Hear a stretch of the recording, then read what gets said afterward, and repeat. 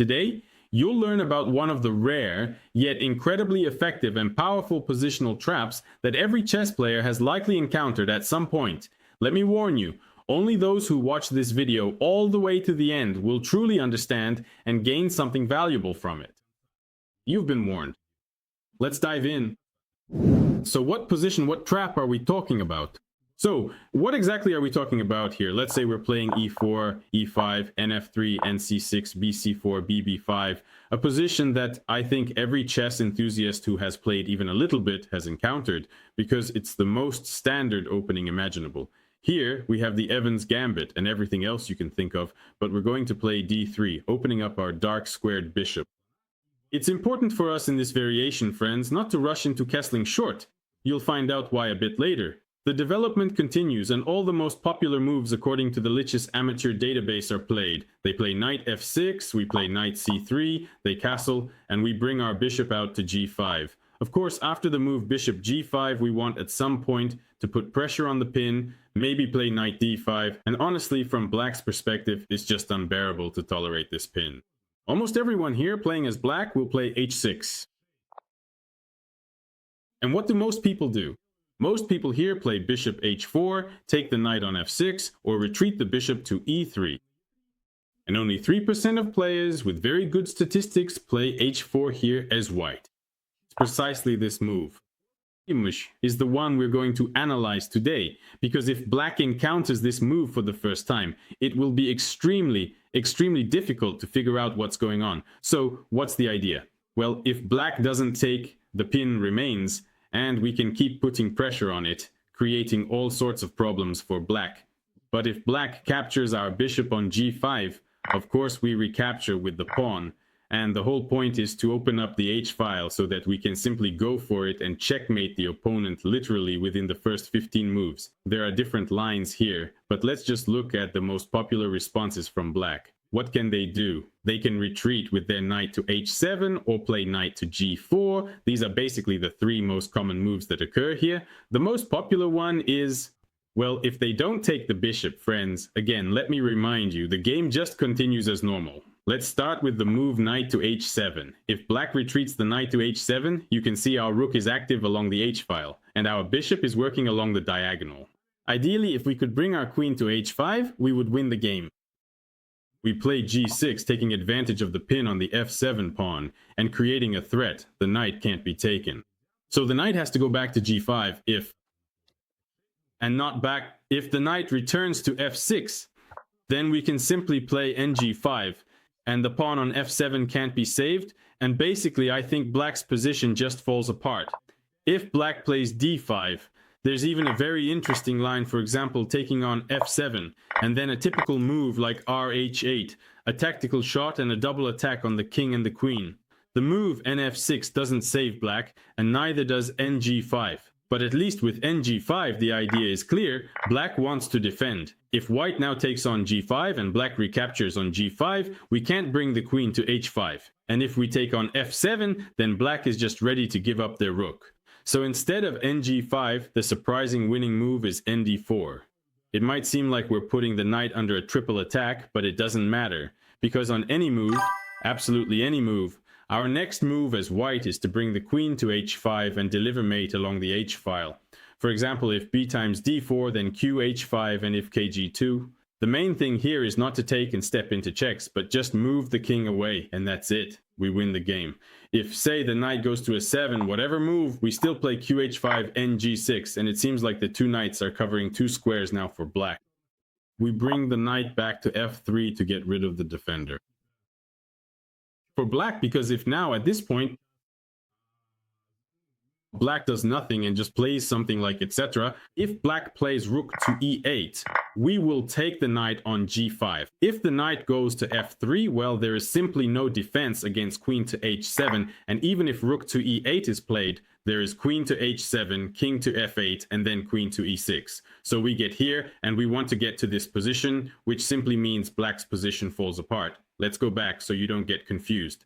Now, after we took the pawn on g5, we just analyzed the move knight to h7. Now let's talk a bit about the move knight to e8. If the knight moves to e8, then we play knight to e5. Again, we take in order to open up the queen and allow it to get to the h5 square.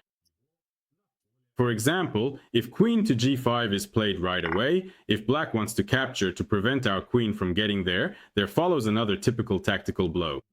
The key move is rook to f7, rook takes h8, king takes h8, knight to f7. And we've won the game. There's also an attempt by black after the move knight e5 to try playing bishop to f2. But in that case, we play king to f1. After the move knight e5, black might try to play bishop to f2. But in that case, we play king to f1. And after queen to g5, if everything else is the same here, bishop takes f7, rook takes f7, rook to h8, and then knight to f7. And we win the game. So it turns out that black has to play knight to g4 since all other moves are bad. But then we still play g6. We keep putting pressure on the pin. The rook is working along the open file. The opponent captures on f2. This is the most popular decision. I'll repeat, this is a rare trap. There aren't that many games in this position anymore. But knight to f2 is the most popular move. We still take on e5 with the knight. In general, you see, we don't care. We don't care that black has just set up a double attack. Because if they take on e5 with the knight, we simply play rook to h8. That's also a typical combination. And we go on to checkmate black. If they capture the queen, there's also a forced mate. They took on f7. Rook to f7. Bishop to f7, king to f8. Rook to h8, king to e7. Knight to d5, king to d6. Knight to c4. Mate in 15 moves. And what a beautiful one it is. But is everything really so perfect and rosy? You really can use this trap as white because for black it will probably be hard to figure out the first time. But you need to understand that the trap doesn't work if black plays correctly, which we're going to look at now. So that if you ever face this trap as black, you'll know how to play and understand what can happen, what your opponent can do if you use this trap, and so you understand what risks you're taking. I'm not going to hide the truth from you. I will show you the refutation of this trap, and I won't promise you any pie in the sky or tell you that this is some incredible line, an unbelievable, unrefutable trap that will guarantee you a win in every game. Let's review what we've covered. e4, e5. If, as black, we reach this position where white plays bishop to g5 and responds with h4, we can capture the bishop. We can play knight to g4. But the most important thing is that after g6, we play bishop to f2, and the whole idea for white collapses. Because after that, well, the king can't go to f1 due to the fork on e3 and simply loses the queen. If the king goes to e2, we play d5, a crucial and absolutely necessary move. And now if they capture on f7, we take with the rook bishop to d5, knight to d4. We exchange knights, and in the end we are left with two pieces for a rook. White's king is no better than ours. I would even say it looks more vulnerable. So the position, obviously there's still a lot of play left here. That is, after knight to d5, we play c6, and everything is just fine. Also, after the move d5, there's an interesting continuation with knight to d5. Probably the most dangerous option available. After all, you still can't take the pawn on g6 now, because there's mate with knight to e7, mate with knight to f6. No one has cancelled those threats. So if knight to d5 follows, actually you can even play bishop to e6. That is, the move d5 is needed so that our light squared bishop becomes active. Well, but actually, the most accurate is still to play knight takes d4, bishop takes d4, and there is no real finishing blow for white. After all, we have an extra piece, and the white king is also in an uncomfortable position. Everything is great. The move rook to h8 doesn't work, because after king h8, queen h1, we can simply cover with the knight on h6 and the position is won. So if you take a look at this position, it has only appeared 6 times on Lichess, my friends, at the amateur level. So please, take note of it. Overall, no matter what move white makes, there aren't any direct threats visible. Maybe at some point knight f2 or bishop g4 could be a threat. There is this move, queen c1, which the computer recommends, but we still go c6. So white can't quickly create any problems here, and in the worst case, our knight can always return to e6. It hasn't gone to f2 or anywhere else. So, my friends,